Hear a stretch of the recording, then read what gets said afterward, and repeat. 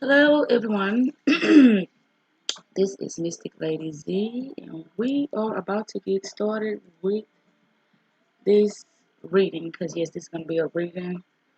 Because I just wanted to share this information with you guys because I know that it's very important that we stay in the knowing.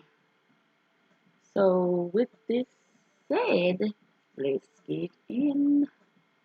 Okay, law of commerce. One man's trash is another man's treasure. In order for us to gain, excuse me, in order for us to gain knowledge of who we are, where we are, and what's our purpose within the 3D dimensional world of collective consciousness reality, the self-awareness plane of existence, they had to get into our consciousness. They've created a world that is a story. Everything is within their story, history, and anything within that book, we can actually claim it for ourselves. They even created a character for us in their story. In 1582, Pope Gregory created a calendar. He took the Julian calendar and changed it for their purposes. The Gregorian calendar is also known as the Anno Domini calendar. That calendar is a timeline that is copyrighted by the Vatican. Let me give you an example. Let's say you were born September 19, 1960. You have just created a character. You have just been born into that timeline, which I will call Mary Wilson. That character is born into a copyrighted timeline. In other words, the Vatican has a legitimate claim upon that title, that name. We don't realize it, but if we are using that Anno Domini Gregorian calendar, we are subjecting ourselves to a commercial character and commerce law that was designed to own the characters born to it. This information is not accurate, so please don't try to send anything through it. In fact, let's just talk about the word literary property. Because when you realize that Mary Wilson is a character within a copyrighted story, then you'll realize the author, i.e. Pope Gregory, owns all the characters born to that timeline. Black's Law's Dictionary, 5th edition, is a dictionary of legal terms used by the bar out of the District of Columbia. This is going to actually explain why they can make a claim. Literary property may be described as the right which entitles an author and his assigned to all the use and profit of his composition to which no independent rights is through any act or omission on his or their part vested in any other person. Literary property is the exclusive right of owner to possess, use, and dispose of intellectual production. The term denotes the corporeal property in which an intellectual production is embodied and may consist of letters, lectures, sermons, and or addresses. Let me give you an example. If I get up tomorrow morning and put on the character of Mary Wilson, the Vatican has a legitimate claim on all the production and all the productivity that I create while wearing the clothing of that character. People have no idea how misguided we've been. Livy Sakia. The subject is Mary Wilson, and that subject was born to a timeline that has a copyright. And it has had a copyright since 1582, when Pope Gregory created that world. History is a fable agreed upon. Napoleon Bonaparte. If we are choosing to live by these stories, we're going to be subjecting ourselves to the stories or the copyright owner or holder of these stories. Believing in other stories is extremely dangerous. Yolanda Needles. The commerce laws and the way the whole system has been arranged before we were born has shaped our reality and our ability to think for ourselves today. We have been taught by others how to think, what to do, and what not to do, while never realizing we are born into it. And we wouldn't know any difference if there existed a whole world of knowledge we haven't been told yet. For instance, who created the society around you and what's their agenda? who created your reality, the world you live within? And how is another human being in charge of your life, your ability to think and act, and your rights to freedom, liberty, and the pursuit of happiness? Like I said, the information is inaccurate, so please do not try to say anything to that PayPal. But I will be leaving my Cash App and the link for anybody who wants to support this channel. They had to create a commercial position, the Gregorian calendar. The Gregorian calendar is the calendar of commerce, and they had to create a character to live within a commercial world. Our name and character is syndicated. The whole idea about wearing the character is that as long as we subscribe to underwrites, ignore our rights, and not interwrite and understand who we are as spirit beings, and we get a subscription to the character, every day it makes us the guarantor. We become the one that guarantees the payment when that name comes up. Your name is the commercial element. This is what they're using, the title or name in commerce. Without that name, they have nothing. The subject is the name or that character within that story of that timeline. How did they attach that name to you? Now, this is where it gets interesting, y'all. Your mom went into the court judge hospital. She was carrying a package in her room. She stopped by Custom Hospital, U.S. Corporation's Federal Territory, and declared the package at custom. When she delivers the package in her womb in federal territory, does she declare that delivery? No. When she wraps that package in swaddling clothes and takes that package home with her and her husband, does she declare that package on her way out of federal territory? No. What is that package that she delivered? You. The spirit, the soul, the body, the conscious one. Baby number one. But please keep in mind that she is no longer in federal territory any longer with you. She has left the baby behind. The afterbirth, baby number two. So, there is no evidence of your existence from the moment you arrive. You don't exist on paper yet. But here's what they do. Since the beginning of time, women would deliver a baby, and after the first birth, there would always precede a second delivery that was called the afterbirth.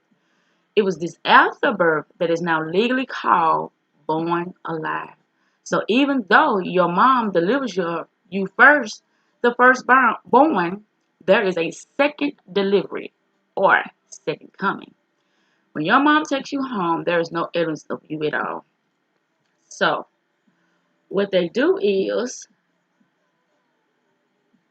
they take this left behind afterbirth material, the actual DNA, and they take that. And because nobody claims it, nobody claims the left behind afterbirth DNA material, it gets salvaged. Because remember, we are in our mother's water and we are delivered through that water. When we are inside our mother's womb, we are inside that amniotic sac, and it has been called mother's ship, the vessel in mother's water that we are traveling in. When we come out of mother, the vessel we arrive in crosses ashore after we do. So we are number one, the firstborn, but the number two born. The afterbirth is the vessel that we arrived in, and it crashes ashore like a wreck, and then they salvaged it. Admiralty law. They savage that wreckage, and that gets a savage name put against it. Here's your death. So now there's an unclaimed vessel, the afterbirth material. And what do they do with it?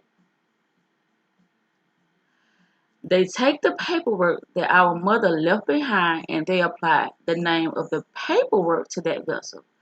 So the afterbirth material now has a name. What is the name of the afterbirth material? Your name, Mary Wilson. So now your name is actually the name of the afterbirth material. Now let's dive a little deeper, shall we? In Black's Law Edition, the idea of the legal term called born alive says Being the product of conception after complete expulsion or extraction from a mother, irrespective of the duration of the pregnancy, which breathes or shows any other evidence of life, such as beating of the heart and pulsation of the umbilical cord, or definite moments of voluntary muscles, whether or not the umbilical cord has been cut or the placenta is attached. Here's the key line. It says, "This is born alive." This is a legal term. It says each product of such birth is considered live born and fully recognized as a human person. Person. So all that garbage waste material that comes out of mom after baby, you is called born alive. It's a legal person. So they take this waste material, this wreckage, and give it your name. No one never figured this stuff out. So what they do with that property that was left behind, which is called funneling. Funneling child. What is a funneling in legal term?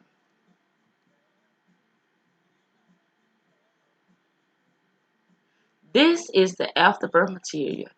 A deserted or abandoned infant. A child found without a parent or guardian. Its relative being unknown. The left behind child has no known parent, so the state picks it up and it becomes a ward of the courts. A charge to the state. Everything is based upon that funneling state created child, and from that point forward, all we ever are when we show up in the courtroom is a relative of that defective Rain Man character. So there is the matter. The subject is the name or the title. The matter is the physical aspect left behind in a hospital. So now they have in their private courtrooms subject matter, jurisdiction. And we can never get out of it because it has a matching DNA profile. So even though it is not us, it looks like us, so it is us for all their intent and purposes. So where do we go from here? Well, the Vatican lays claim to the afterbirth material. Unum Sanctum 1302 from Pope Boniface. I think that would be the seventh. Oh, you think the 8th? I think it's the 8th. November 18th says, "Spiritual man judges of all things, and he himself is judged by no man." In other words, the baby that has both mind, body, and spirit, the whole baby, the firstborn, is never to be judged by another man. But here's what Pope says about the secondborn. Unless he invents something like a manicus to begin, which is false and judged by our heretical sense, according to the testimony of Moses, it is not in the beginning plural, but in the beginning that God created heaven and earth. Furthermore, we declare, we proclaim, we define that it is absolutely necessary for the salvation of every human creature that they be subject to the Roman pontiff. He has in 1302 remembered the afterbirth has been here since the beginning of time. And these mystery school guys and the priests that have been around forever knew that the afterbirth would always follow baby out. So what do they do? The Pope says the spirit, the spiritual man, the firstborn baby, the whole baby, the one that has everything is never to be judged. But it's the secondborn, the second beginning that is called the human creature that one is the subject. That's the one that needs salvation. That's the one that is subject to Rome. The afterbirth character has been since 1302 subject to Rome. That's the defective child. That's the one that needs salvation. The firstborn is perfect. The secondborn is defective and subject to Rome.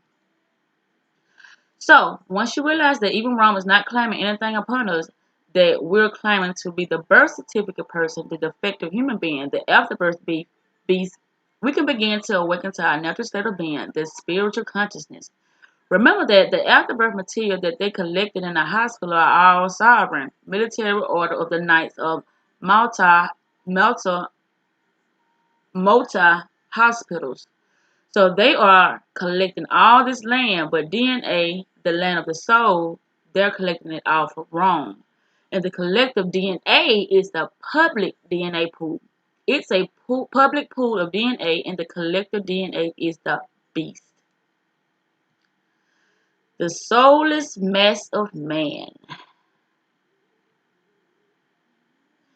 And it is the Christ mass, as in Christmas, because the mass, the left behind matter, does not have the Christ I am within it, which is why the figure of Christ has to be substituted for that afterbirth material. The afterbirth material does not have a soul, which is why it is subject to wrong. It needs to be salvaged, and that's the Christ mass that everybody's claiming to be part of, because remember, they're not claiming to be the firstborn. Everybody is using this birth certificate position now, which puts them in the second position as the afterbirth soulless individual. This stuff is very, very, you know, enlightening, interesting.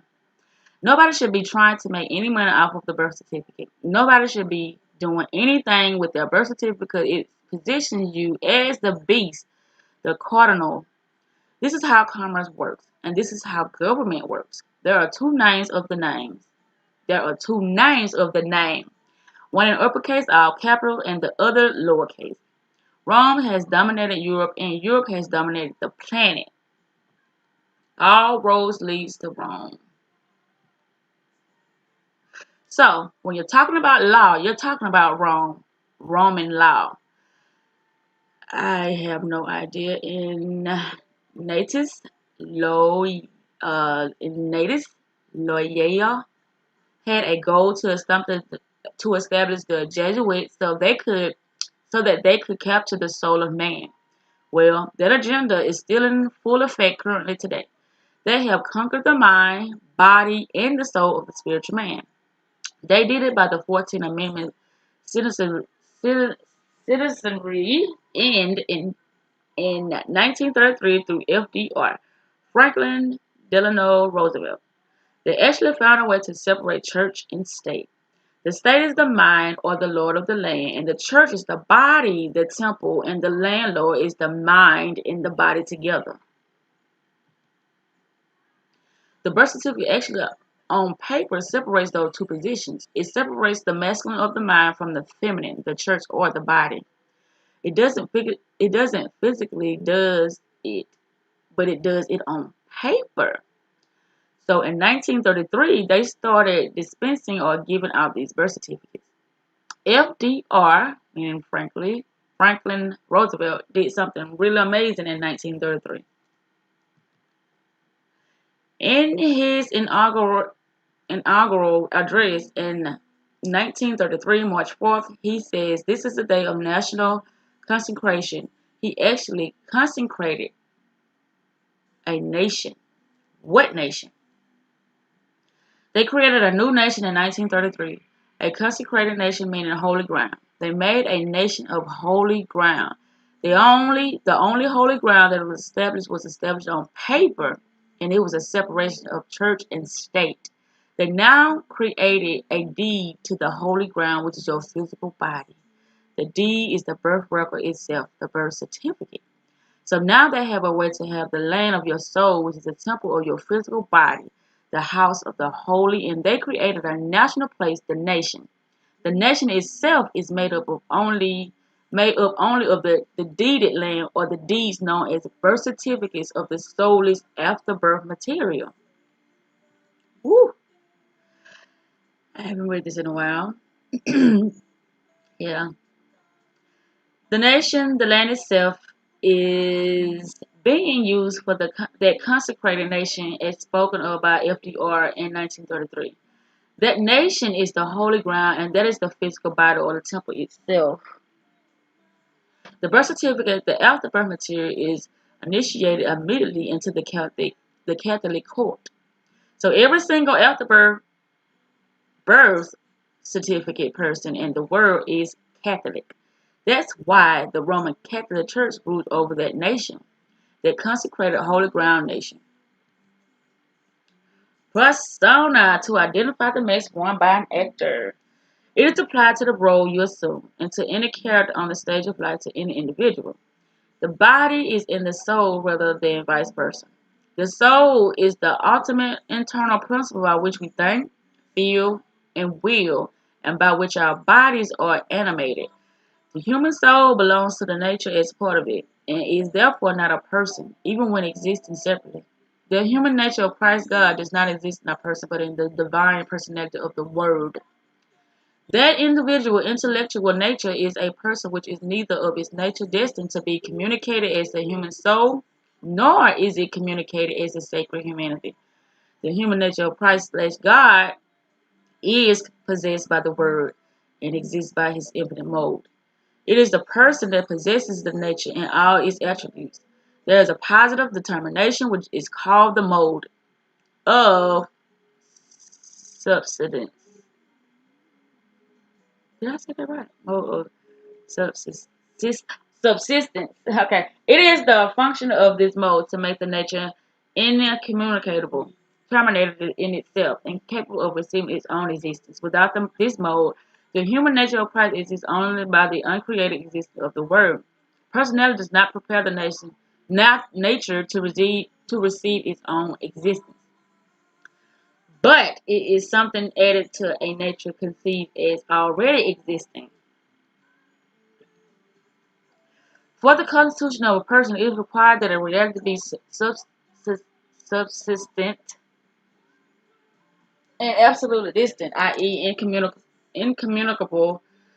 The three divine realities are relations: nature, incarnation, and substance, Trinity, each identified with divine essence. A finite relation has reality only insofar as it is accident, as it is an accident. It has the reality of inherence. The divine relationship, however, in the nature, not by inheritance, but by identity. The reality they have, therefore, is not that of the substance. They are one with substance. Again, every relation, by its very nature, implies opposition and so distinction. In the finite relationship, this distinction is between subject and term. In the finite relationship, there is no subject as distant from the relation itself. The paternity is the father, and no term as distant from the opposing relationship. The phylactions is the son. The divine realities are therefore distant and mutually incommunicable through this relative opposition. They are subsistent as being identified with the substance. That ain't subsistence of the Godhead, i.e., they are persons. Excuse me, y'all. I'm so sorry. The use of the word persona to denote them, however, led to controversy between East and Western. And I think that's about it. Yeah. So this concludes this live. I just wanted to get this information out to you guys. And like I said again, excuse me for my whispering pronunciation of some of these words. But I just wanted to give y'all this information so y'all can have it, and read over it and see how everything has been greatly inverted and we have been deceived due to paperwork. This land we're living on, it all deal with documentation. We as a people, how can I say this? I don't even like using the word human being. We have no rights. We don't have any say so over nothing, even though it helps with them, making a lot of decisions that they come up with because, you know, we help them expand on their plan, to execute everything they want to do to make this world, you know, more, how can I say, uh, more into a dictatorship mode because that's what it's leading to. But it's like behind the scene, it's like the biggest trick of them all that has been pulled over the whole world. But anywho, like I said, I just wanted to share that with you guys. And like I said, I'm going to put the Cash App link in the description below if anybody wanted, to donate or support. you know, the information. And there's more. You know, I was looking through my stuff and I found so much more. But yes, all I used to do is just research and research and research. So this is some material that I found and I wanted to share with you guys. So I hope you guys have a beautiful, beautiful day. And as always, Mystic Lady Z is signing off. And I put it